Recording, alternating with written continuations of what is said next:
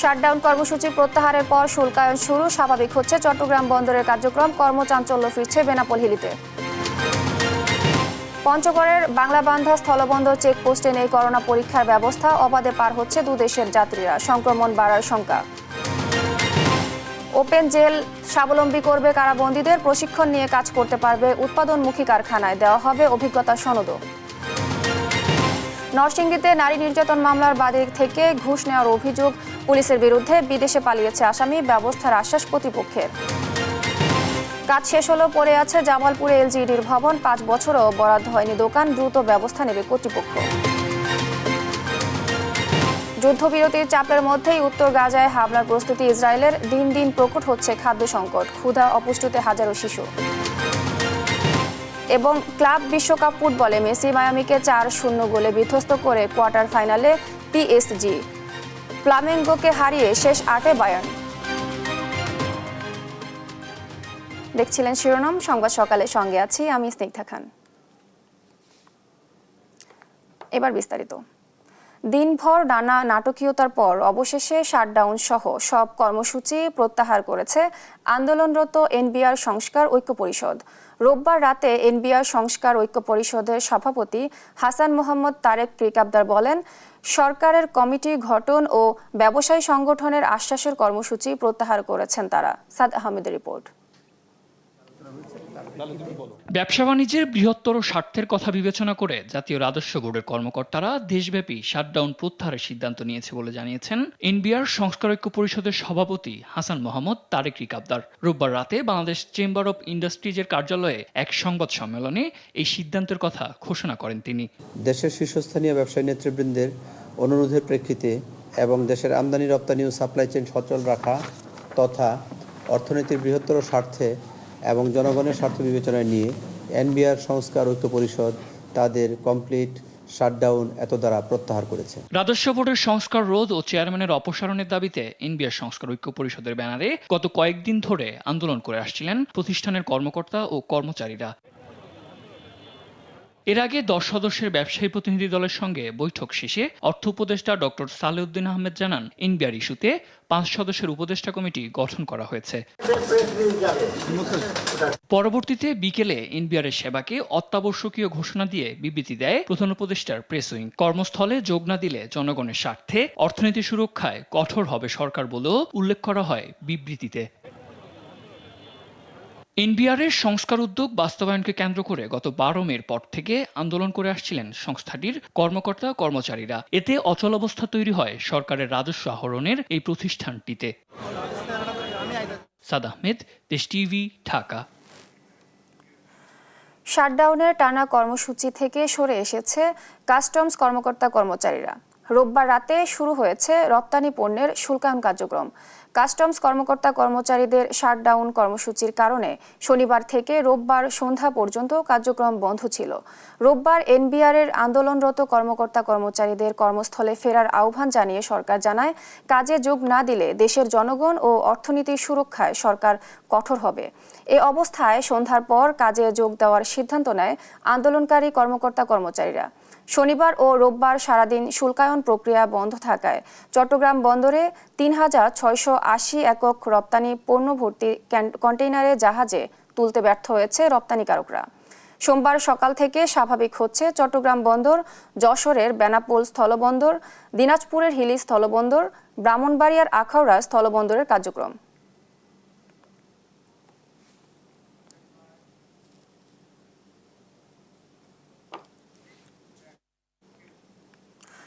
পঞ্চগড়ের Banglabandha স্থলবন্দরের immigration চেকপোস্টে corona পরীক্ষা ছাড়াই চলছে পাসপোর্টধারী যাত্রী পারাপার। স্বাস্থ্য পরীক্ষার জন্য নেই কোনো মিনি হ্যান্ড থার্মাল স্ক্যানার ও মেডিকেল ক্যাম্প। বন্দর ও ইমিগ্রেশন কর্তৃপক্ষ মৌখিকভাবে স্বাস্থ্যবিধির কথা বলে ছেড়ে দিচ্ছে যাত্রীদের। রাশেদুজ্জামান বাবুর তথ্য ও ছবিতে জানাচ্ছেন আব্দুল্লাহ আল মারুফ।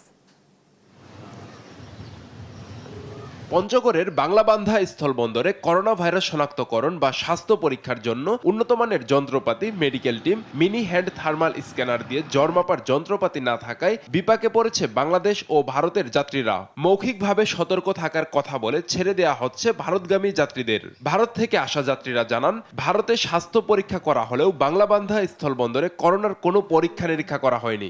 আমি ইন্ডিয়া থেকে আসলাম। ইন্ডিয়ায় আমাদের সব জায়গায় চেক হয়েছে করোনা রোগটার জন্য, কিন্তু বাংলাদেশে তো কোথাও চেকিং হলো না। দুই পক্ষে যাতে ওই পারে হোক বা এই পারে হোক ভালোভাবে যাতে করোনার চেক আপ গুলো করা হয়, যেহেতু আমরা একবার এটা ভুগে আসছে, তো দ্বিতীয়বার যাতে আমরা এই পর্যায়ে না পৌঁছে যাই তার জন্য প্রশাসনকে আমরা রিকোয়েস্ট করবো যাতে এইটা করাটা উচিত বা করলে ভালো হয়। যাত্রীদের মৌখিকভাবে সতর্ক করা হচ্ছে বলে জানায় ইমিগ্রেশন কর্তৃপক্ষ। মাস্ক পরিধান এবং নিরাপদ দূরত্ব বজায় রাখার জন্য আমরা উৎসাহ প্রদান করছি মৌখিকভাবে। আর এই সংক্রান্তে স্থায়ীভাবে স্বাস্থ্য বিভাগের সহায়তার জন্য মাননীয় সিভিল সার্জন মহোদয় পঞ্চগড় এবং RMO তেঁতুলিয়া মহোদয়ের সঙ্গে ফোনে আলাপ হয়েছে। ওনাদের একটা টিম এখানে দেবেন। করোনা ভাইরাসের সংক্রমণ রোধে দ্রুতই বাংলাবান্ধা ইমিগ্রেশন চেকপোস্টে যাত্রীদের হ্যান্ড থার্মাল স্ক্যানার দিয়ে পরীক্ষা করা হবে বলে জানায় সিভিল সার্জন। পোর্টে আমাদের একটা মেডিকেল টিম সার্বক্ষণিক থাকবে। আমাদের পোর্টের যে ইমিগ্রেশন অফিসার, ওনার সাথে আমার কথা হয়েছে এবং হয়তোবা আমরা 2 থেকে 3 দিনের মধ্যে ওখানে আমাদের মেডিকেল টিম আমাদের নিয়মিতভাবে বসবে। করোনার সংক্রমণ ঠেকাতে স্থলবন্দর হয়ে পারাপার হওয়া যাত্রীদের স্বাস্থ্য পরীক্ষায় কঠোর উদ্যোগ নেওয়ার দাবি সচেতন মহলের। আব্দুল্লাহ মারুফ, নিউজ ডেস্ক, দেশ টিভি। সাংবিধানিক ও সংবিধিবদ্ধ প্রতিষ্ঠানে নিয়োগ ইস্যুতে আজও একমত হতে পারেনি রাজনৈতিক দলগুলো। বিভিন্ন ইস্যুতে আলোচনায় দ্বিধা বিভক্তি, ঐক্য নিয়ে হতাশ কোনো রাজনৈতিক দল। আর কেউ কেউ বলছে নীতিগত ঐক্যমত্যের জায়গাগুলো নিয়ে ভবিষ্যতে কাজ করবে নির্বাচিত সরকার। সাইফুল রিপনের প্রতিবেদন। একটা বিরতির পরে আবার আজকে শুরু করতে যাচ্ছি। জাতীয় ঐকমত্য কমিশনের দ্বিতীয় ধাপের 8ম দিনের বৈঠকে আলোচনার নির্ধারিত বিষয় ছিল সাংবিধানিক ও সংবিধিবদ্ধ প্রতিষ্ঠানের নিয়োগ কমিটি গঠন, দ্বিকক্ষ বিশিষ্ট পার্লামেন্ট, উচ্চকক্ষের নির্বাচন প্রক্রিয়া, উচ্চকক্ষের দায়িত্ব ও ভূমিকা। আলোচনা হয় সংসদের সংরক্ষিত নারী আসন নিয়েও। জাতীয় ঐকমত্য কমিশনের পক্ষ থেকে বৈঠকে বিভিন্ন ইস্যুতে আলোচনা হলেও ঐকমত্যের জায়গায় আসতে না পারায় হতাশা জানায় বেশ কয়েকটি রাজনৈতিক দল। কিছু ইস্যুতে নীতিগত ঐকমত্যে আসার কথাও জানায় কয়েকটি রাজনৈতিক দল।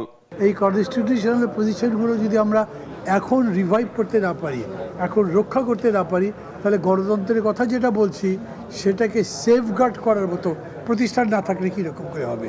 কমিটির নামে, কাউন্সিলের নামে একটা সুপ্রা বডির বিরোধিতা করেছি, কিন্তু নিয়োগ কমিটি দরকার বলে আমরা মনে করি। চেক অ্যান্ড ব্যালেন্স দরকার, হ্যাঁ, কিন্তু আমরা বলেছি একমত না হলে এটা করার দরকার নেই। নির্বাচিত সরকার পথ চলতে যেন কোনো রকম বাধা প্রাপ্ত না হয়, মসৃণভাবে পথ চলতে পারে, এই জন্য আমরা মনে করছি এই জাতীয় কমিটি গঠন করার কোনো প্রয়োজন নেই। অধিকাংশ দল সংসদের নিম্ন কক্ষের পাশাপাশি উচ্চ কক্ষের ব্যাপারে সবার একটা সাধারণ মতৈক্যের জায়গাটা আছে। কয়েকটা দলের ভিন্ন মত আছে, আজকেও তারা সেটা আলাপ করেছেন। জাতির স্বার্থে সাংবিধানিক ও সংবিধিবদ্ধ প্রতিষ্ঠানে নিয়োগ কমিটির বিষয়ে ঐকমত্য আসতে রাজনৈতিক দলগুলোর প্রতি আহ্বান জানান জামায়াতের নায়েবে আমির। কনস্টিটিউশনাল কমিটি গঠনের প্রস্তাব দিয়েছি, এটার সাথে আমরা একমত। এটা হচ্ছে না এই জন্যই বলেছি, এখানে বিএনপির আপত্তি আছে। বিএনপি কনস্টিটিউশনাল কমিটি এরকম গঠন করুক, এটা তারা এগ্রি করছে না। তো অধিকাংশ মোর দেন 2/3 এটার সাথে এগ্রিমেন্ট করা হয়েছে। সাংবিধানিক প্রতিষ্ঠানের নিয়োগ কমিটি, দ্বিকক্ষ বিশিষ্ট সংসদের বিষয়ে দলীয় অবস্থান জানায় এনসিপি।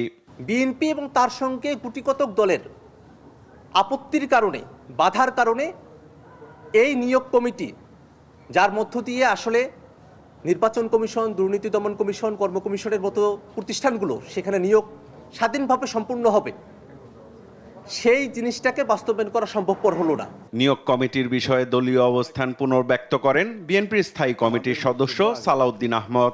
নিয়োগ সংক্রান্ত বিষয়ে আমাদের মতামত আগে যেভাবে ছিল এখনও আছে। আমরা চাই সমস্ত সংস্থাগুলোর স্ব আইন যেগুলো আছে তার মধ্যে আমরা সংশোধনী আনি এবং সেই আইনগুলোতে সংস্কার করে আরও স্বচ্ছতা, জবাবদিহিতা আমরা নিশ্চয়তা বিধান করি। জুলাই আগস্ট অভ্যুত্থান উদযাপনে বেশ কিছু রাজনৈতিক দলের কর্মসূচি থাকায় 2 দিনের বিরতি দিয়ে আবার 2রা জুলাই বৈঠকে বসবে জাতীয় ঐকমত্য কমিশন। সাইফুল রিপন, দেশ টিভি, ঢাকা। বিভিন্ন রাজনৈতিক দল নানা দাবি তুলে নির্বাচনকে পিছিয়ে দিয়ে জাতির সর্বনাশ করতে চাইছে বলে মন্তব্য করেছেন বিএনপির স্থায়ী কমিটির সদস্য মির্জা আব্বাস। আর স্থায়ী কমিটির আরেক সদস্য আমির খসরু মাহমুদ চৌধুরী বলেন, ধর্ষণের মতো ঘটনা সমাধান না করে রাজনৈতিক ট্যাগ দেওয়া ভালো কিছু নয়।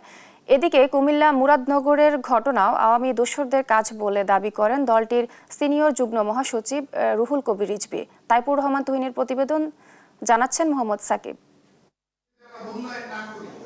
রাজধানীর ডিপ্লোমা ইঞ্জিনিয়ার্স ইনস্টিটিউট মিলনায়তনে রমনা থানা বিএনপির নতুন সদস্য সংগ্রহ ও নবায়ন কার্যক্রম অনুষ্ঠান উদ্বোধন করেন বিএনপি স্থায়ী কমিটির সদস্য মির্জা আব্বাস। এ সময় তিনি অভিযোগ করেন, একটি রাজনৈতিক চক্র নির্বাচনকে পিছিয়ে দিয়ে জাতিকে বিপদে ফেলার পায়তারা করছে। কোন অফিসে, কোন আদালতে, কোন দোকানে, কোন ফুটপাতে কোন চাঁদাবাজকে প্রশ্রয় দেওয়া যাবে না। আওয়ামী লীগের দোসররা যাতে বিএনপিতে স্থান না পায় সেদিকে নজর রাখার পাশাপাশি বিএনপির নামে চাঁদাবাজি বন্ধে দলের ত্যাগী নেতাদের প্রতি আহ্বান জানান তিনি। পুরনো এবং নতুনের সংমিশ্রণে একটি নতুন সুন্দর দল হবে, শক্তিশালী হবে, কিন্তু তার অর্থ এই নয় যে বিতাড়িত আওয়ামী লীগের দোসরদেরকে আমরা জায়গা দেব। এদিকে নয়াপল্টনে বিএনপির কেন্দ্রীয় কার্যালয়ে সংবাদ সম্মেলনে দলের সিনিয়র যুগ্ম মহাসচিব রুহুল কবির রিজভী বলেন, আওয়ামী লীগের দোসররা বিএনপি ও সরকারের ওপর কালিমা লেপনে নানা অপকর্ম করছে। যারা ব্যাংক শূন্য করে দিয়েছে, লোপাট করেছে, তাদের খপ্পরে আর না পড়ে, এটা যাতে তৎকালীন ক্ষমতাসীনরা তাদের পরিবার পরিজন ঘনিষ্ঠজনদের জন্য টাকা পাচার করে তারা সুখে শান্তিতে থাকার যে প্রচেষ্টা নিয়েছে প্রজন্মের পর প্রজন্ম ধরে, সেই ধরনের বাংলাদেশ যেন আর কখনোই ফিরে না আসে। এদিকে বিকালে গুলশানে বিএনপি চেয়ারপারসনের কার্যালয়ে মহাসচিব মির্জা ফখরুল ইসলাম আলমগীরের সঙ্গে বৈঠক করেন কানাডিয়ান হাই কমিশনার। এতে বাংলাদেশের আগামী নির্বাচন সহ দুই দেশের পারস্পরিক সম্পর্কের উন্নয়নের নানা দিক নিয়ে আলোচনা হয়। বৈঠকের পর সাংবাদিকদের সঙ্গে কথা বলেন স্থায়ী কমিটির সদস্য আমির খসরু মাহমুদ চৌধুরী। বলেন, কুমিল্লার ঘটনাটি দুঃখজনক। আগামী দিনে নির্বাচনের সুবিধা নেওয়ার জন্য, নিজেদের নির্বাচনী বৈতরণী পার হওয়ার জন্য এই ধরনের কর্মকাণ্ডকে সমাধান না করে এটাকে রাজনীতিকরণের যে কথাবার্তা চলছে, এটা দুঃখজনক। আগামী ফেব্রুয়ারিতে জাতীয় নির্বাচন আয়োজনে সংশ্লিষ্ট সবাই প্রস্তুতি নিচ্ছে বলেও মন্তব্য করেন আমির খসরু। মোহাম্মদ সাকিব, দেশ টিভি, ঢাকা। কারাগার মানেই অন্ধকার কুঠুরিতে অলস বসে থাকা নয়। এবার বন্দী জীবনকে কাজে লাগিয়ে অর্থ উপার্জন করে বন্দী পরিবারকে স্বাবলম্বী করতে উদ্যোগ নিয়েছে সরকার। এজন্য চালু করা হবে ওপেন জেল, যেখানে যে কোনো বন্দী চাইলে প্রশিক্ষণ নিয়ে উৎপাদনমুখী কারখানায় কাজ করতে পারবেন। এজন্য বন্দীদের দেওয়া হবে প্রশিক্ষণ সনদও। সাবরিনা মজুমদারের রিপোর্ট। কারাগারকে প্রকৃত সংশোধনাগার হিসেবে প্রতিষ্ঠা করতে উদ্যোগ নিয়েছে সরকার। শুধু নামে নয়, এবার এর সঠিক বাস্তবায়নে মনোযোগ দিয়ে বাংলাদেশ জেল নাম পরিবর্তন করে কারেকশন সার্ভিস বাংলাদেশ করতে স্বরাষ্ট্র মন্ত্রণালয়ে প্রস্তাবনাও দেওয়া হয়েছে, যার কার্যক্রম চলমান রয়েছে। এই উদ্যোগের অংশ হিসেবে ওপেন জেল কার্যক্রম চালু করছে সরকার। দেশের ৭০টি কারাগারে বর্তমানে আটক প্রায় ৭৪,০০০ বন্দীর মধ্যে ২০,০০০ বন্দীকে কাজে লাগাতে সরকার বদ্ধপরিকর বলে জানান কারা মহাপরিদর্শক ব্রিগেডিয়ার জেনারেল সৈয়দ মোহাম্মদ মোতাহের হোসেন। প্রাথমিকভাবে ১০,০০০ বন্দীকে নিয়ে ওপেন জেল কার্যক্রম শুরু করা হবে। একটি ইকোনমিক জোনে ইন্ডাস্ট্রিয়াল পার্ক পরিচালনার মাধ্যমে উৎপাদনমুখী কাজ করবে বন্দীরা। ইন্ডাস্ট্রিয়াল পার্ক এরকম টাইপের একটা উৎপাদনমুখী একটা কারাগার স্থাপন করার প্রস্তাবনা আমরা দিয়েছি, যেখানে হয়তোবা ৮ থেকে ১০টা ম্যানুফ্যাকচারিং প্ল্যান্ট প্রাথমিক পর্যায়ে থাকতে পারে। যে ম্যানুফ্যাকচারিং প্ল্যান্টগুলো মেবি বেসরকারি ব্যবস্থাপনা স্থাপিত হতে পারে, সক্ষম বন্দীরা এই ম্যানুফ্যাকচারিং প্ল্যান্টগুলোতে কাজ করতে পারে। প্রাথমিক পর্যায়ে আমরা টার্গেট করছি ১০,০০০ বন্দীকে আমরা যদি এরকম একটা ব্যবস্থাপনার মধ্যে নিয়ে আসতে পারি, হয়তোবা ধাপে ধাপে যখন এটা সাকসেসফুল হবে, হয়তো পরবর্তীতে আমরা আরও বৃহৎ আকারে পরিকল্পনা করতে পারি। বাংলাদেশ বিনিয়োগ উন্নয়ন কর্তৃপক্ষ বিডা ও বাংলাদেশ অর্থনৈতিক অঞ্চল কর্তৃপক্ষ বেজার সহায়তায় এই উদ্যোগ বাস্তবায়নে অতি দ্রুত সংস্থা দুটোর সাথে চুক্তি করবে সরকার, যেখানে বন্দির সার্বিক নিরাপত্তা ও ব্যবস্থাপনার দায়িত্বে থাকবে কারা প্রশাসন বলেও জানান কারা মহাপরিদর্শক। আমরা হয়তো অতি শীঘ্রই বিডা, বেজা এবং সংশ্লিষ্ট যারা মন্ত্রণালয়ে আছেন তাদের সাথে বসবো। আলোচনার মাধ্যমে এটা আসলে অ্যাবসলিউটলি একটা কনসেপচুয়াল বিষয়, যেটা হচ্ছে নীতিগতভাবে এগ্রিড। তারা কাজ করবেন, তাদের হয়তো কমিউনিকেশনও ফ্রি থাকবে, বা তাদের কনফাইনমেন্টটা ইনশিওর হবে। বাকি পদ্ধতিগুলো হয়তো আমরা কিছুটা ইজি রাখবো যাতে তারা কাজের পরিবেশ পান।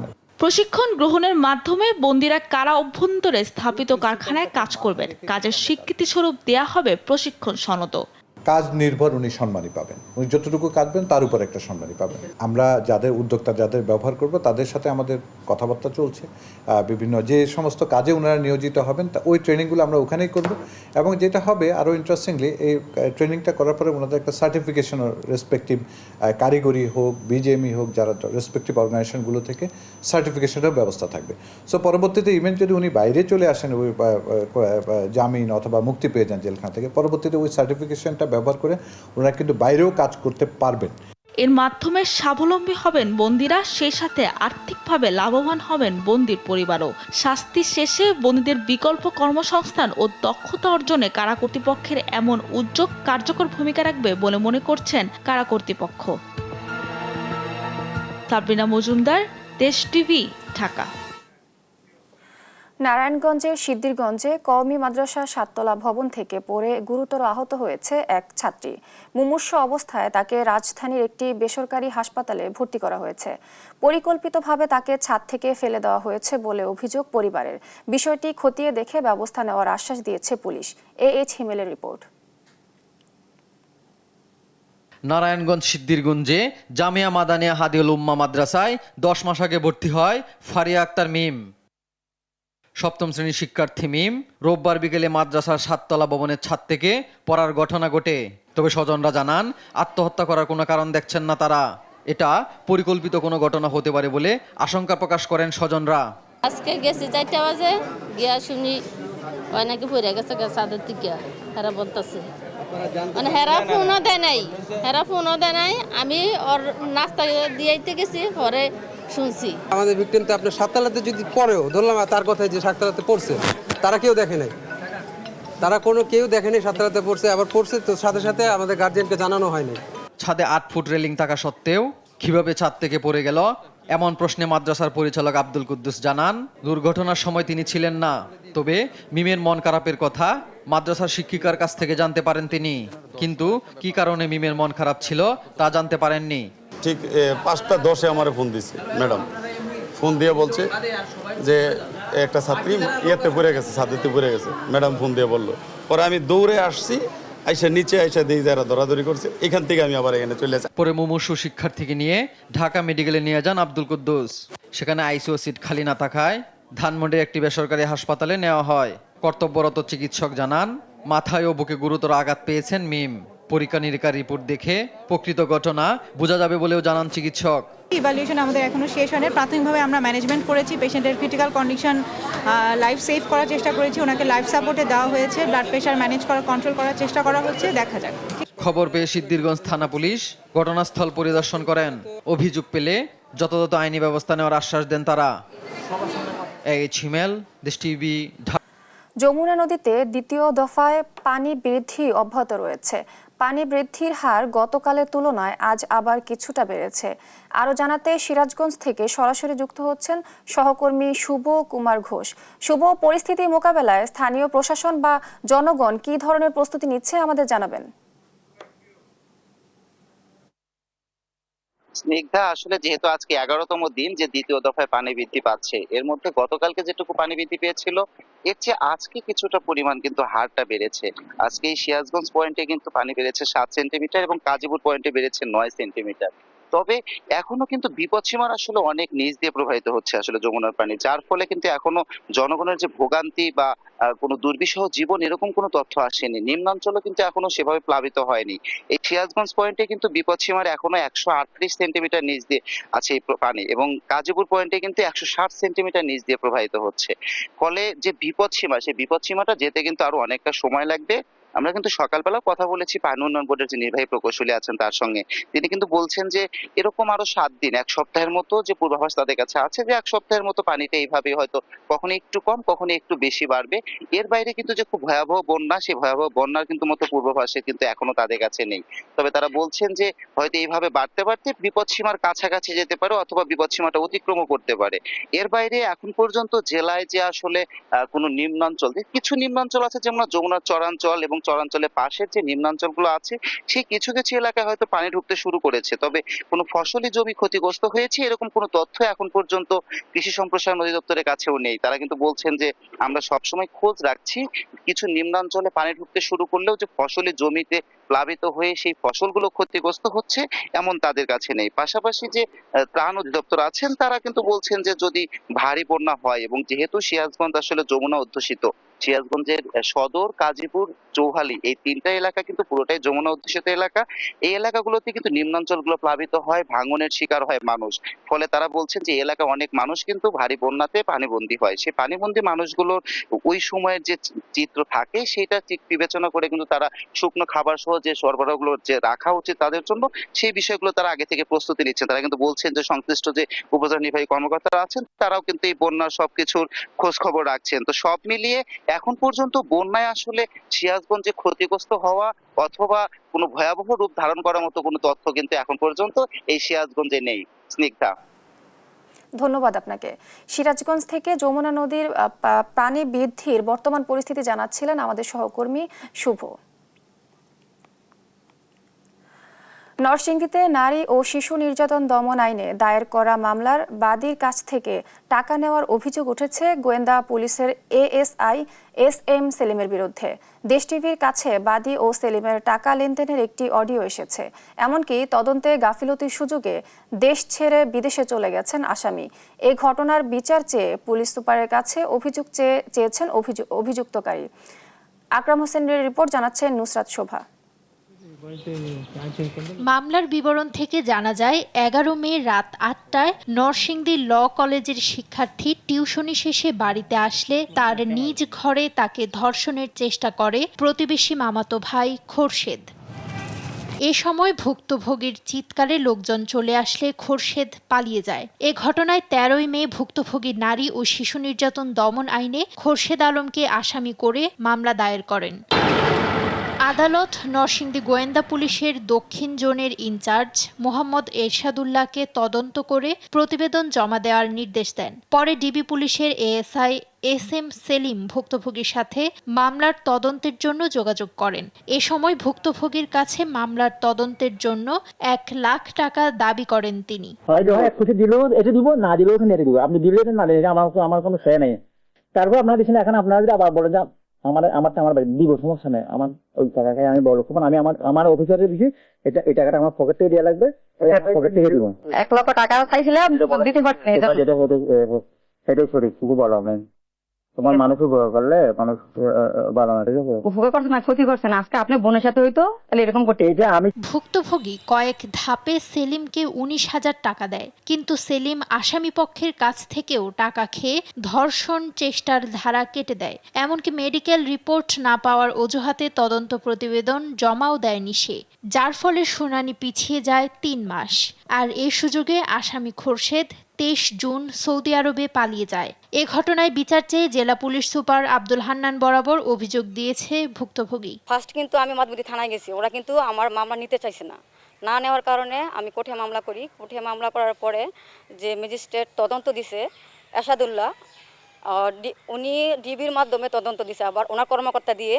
তো SM সেলিম উনি আমার কাছ থেকে মানে যে তদন্ত দিছে ওই তদন্তটা সঠিক না, এমনকি সে আমার কাছে 1 লক্ষ টাকা দাবি করছে যেন আমি ওই টাকা দিলে যে ধারা আছে ওই ধারা দিবে। SM সেলিমের কারণে আমি সঠিক বিচার পাই না এবং সে আমার কাছে টাকা নিছে, এরকম বলছে সে টাকা দিবে করে। এখন শেষ পর্যন্ত সে কি করছে, আমার নাম্বারটা ব্লক করে রাখছে। পুলিশের গাফিলতির কারণেই আসামি পালিয়ে যাওয়ার সুযোগ পেয়েছে বলে জানান আইনজীবী। অভিযোগ মতে যদি সত্য হয় তাহলে দেখা যাচ্ছে পুলিশ সম্পূর্ণটাই অনৈতিকভাবে তার তদন্ত প্রতিবেদনে গুরুত্বপূর্ণ ধারাবাদ দিয়ে দিছে। এদিকে মুঠোফোনে টাকা নেওয়ার কথা অস্বীকার করেছেন এএসআই সেলিম। ওনার সাথে আমার কোনো টাকা পয়সা কোনো লেনদেন হয়নি, ওনার কাছ থেকে আমি কোনো টাকা পয়সা নিয়ে নেব। এ বিষয়ে তদন্ত সাপেক্ষে ব্যবস্থা নেওয়া হবে বলে জানায় জেলা গোয়েন্দা পুলিশ। এএসআই সেলিম সাহেব কি করছেন না করছেন এ বিষয়ে আমার কোনো নলেজ নেই, কিছু নেই, জানি না। ডিবি তদন্তকালীন ডিবির একজন অফিসারের বিরুদ্ধে অভিযোগ আসছে, সে ঘুষ গ্রহণ করেছে বাদীর নিকট থেকে। তো সেই সংক্রান্ত একটা অভিযোগ যেই বাদী আমাদের এসপি স্যার বরাবর দিয়েছেন, সেটা তদন্তের জন্য এসপি স্যার একজন অফিসারকে ট্যাগ করে দিয়েছে। এই ঘটনার সাথে জড়িতদের বিচারের দাবি ভুক্তভোগীর স্বজনদের। নুসরাত শোভা, নিউজ ডেস্ক, দেশ টিভি। কাজ শেষ হওয়ার 5 বছরেও উদ্বোধন হয়নি জামালপুরে এলজিইডির ভবন। প্রভাতী প্রকল্পের দেশব্যাপী গ্রামীণ বাজার অবকাঠামো উন্নয়ন প্রকল্পের আওতায় জেলায় মোট 8টি ভবন বরাদ্দ হয়েছে। কোটি কোটি টাকা ব্যয়ে নির্মিত ভবনের সুবিধা পাচ্ছে না ব্যবসায়ীরা। স্থানীয় প্রশাসনের সঙ্গে আলোচনা করে দোকানগুলো বরাদ্দ দেওয়ার ব্যাপারে ব্যবস্থা নেওয়া হবে বলে জানায় এলজিইডি। রিয়াদ হাসান হৃদয়ের তথ্য ও ছবিতে জানাচ্ছেন আব্দুল্লাহ আল মারুফ। দেশব্যাপী গ্রামীণ বাজার অবকাঠামো উন্নয়ন প্রকল্পের আওতায় প্রভাতী প্রকল্পের অর্থায়নে এলজিইডি জামালপুরে 8টি ভবন করেছে। তার মধ্যে 3টির কাজ শেষ হয়েছে 5 বছর আগে, 2টির কাজ শেষ হয়েছে 4 বছর আগে, বাকি 3টির কাজ চলমান রয়েছে। 2019-20 অর্থ বছরে 5 কোটি 81 লাখ টাকা বরাদ্দে দেওয়ানগঞ্জের কাঠারবিল বাজার, বক্সিগঞ্জের নৈমিয়ার বাজার ও সরিষাবাড়ির জগন্নাথগঞ্জ পুরাতন বাজারে একটি করে ভবন নির্মাণ করা হয়। তবে 5 বছরেও দোকান বরাদ্দ দেওয়া হয়নি। সদর ইউনিয়নের শাহবাজপুর বাজার ও ইসলামপুর উপজেলার ধর্মকুড়া বাজারে 2020-21 অর্থ বছরে 5 কোটি 63 লক্ষ টাকায় 2টি ভবন নির্মাণ করা হয়। শাহবাজপুরের বাজারটি 2023 সালে উদ্বোধন করা হলেও এখনো দোকান বরাদ্দ দেওয়া হয়নি। তবে যে যার মতো দখল করে চালাচ্ছেন ব্যবসা বাণিজ্য। অপরদিকে 5 বছরেও শেষ হয়নি সদর উপজেলার নান্দিনা বাজার ও মাদারগঞ্জ উপজেলার বালিঝুরি বাজারের ভবনের নির্মাণ কাজ। নতুন করে 2 কোটি 97 লক্ষ টাকা ব্যয়ে আবারও বরাদ্দ দেওয়া হয়েছে মাদারগঞ্জ উপজেলার শামগঞ্জ কালীবাড়ি বাজারে। দ্রুত সময়ের মধ্যে কাজ শেষ করে ভবনগুলো বরাদ্দ দেওয়ার দাবি ব্যবসায়ীদের। কি বরাদ্দ দিব, এটা কাজই তো ঠিক মতো হয় না। এই যে ভবনের মাঝখানে কি করে তুইছে পানি বইরা সমান সব বাইসা ভিজা জায়গা। আমগরে কিভাবে দিব নিব কোন পজিশনে করব এটা তারাও বলে নাই, এখন সরকারেও তো বলে নাই। আমরা যাদের মতন ব্যবসা করতেছি, যাদের মতন ব্যবসা কোনো মতন করতেছি, বাজারকে হস্তক্ষেপ করা হয় নাই। এদিকে স্থানীয় প্রশাসনের সাথে আলোচনা করে দোকানগুলো বরাদ্দ দেওয়ার ব্যাপারে ব্যবস্থা নেওয়া হবে বলে জানায় এলজিইডি। আমি খুব দ্রুত ব্যবস্থা নেব এবং ব্যবসায়ীদেরকে প্রতি সপ্তাহে এসব দোকানে ওঠার জন্য প্রয়োজনীয় ব্যবস্থা গ্রহণ করব। স্থানীয় প্রশাসনের সাথে যোগাযোগ করে আমরা ভবন দোকান সমূহ বরাদ্দ এবং ভবনের রক্ষণাবেক্ষণের যোগাযোগ করে পরবর্তীতে গ্রামীণ বাজার অবকাঠামো উন্নয়ন প্রকল্পের মোট ব্যয় ধরা হয় 21 কোটি 76 লক্ষ টাকা। নিউজ ডেস্ক, দেশ টিভি। দেখছেন সংবাদ সকাল।